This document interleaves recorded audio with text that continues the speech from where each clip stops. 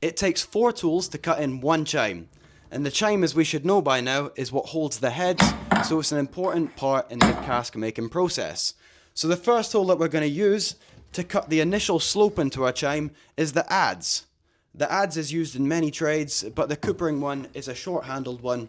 It's a curved blade, obviously very sharp on the end.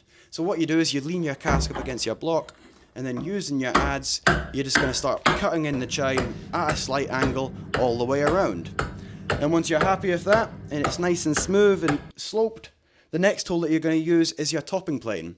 So the topping plane, I use this in quite an unorthodox way. I lean my back up against the block, I lock the cask in place with my legs, and then I just start working the outer edge of the chime. And all this is doing is just leveling off the outer edge so that it's nice and flush. So the next tool that we're going to use to cut the chime, in fact the next 2 tools that we're going to use to cut the chime are very similar, but their purposes are slightly different. So the first tool is the shiv. As you can see, this part of the metal that's been very worn down is what sits on top of the chime. And this has got a curved planing blade in there. And the planing blades is intended to smooth off the area where the groove is going to go. So you do this with your fingers and you can feel once it's nice and smooth around, then it's time to cut in the groove. Right.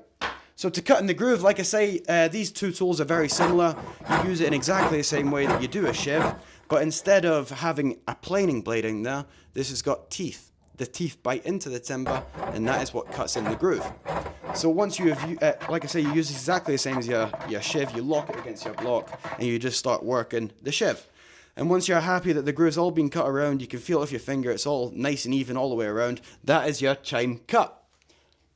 So one cask has got 2 chimes, so once you've done this to one end, you've got to flip it over and do it to the other. So it's quite a lot of work. But like we say, this is a very important part of the cask making process because it's what holds the heads. The heads, as we should know by now, are effectively the lids of the cask. So without the lids, the cask wouldn't hold anything, making it effectively useless. So that is the 4 tools used to cut one chime. Each cask has got 2 chimes. Hope you've learned something there. See you in the next one. Peace.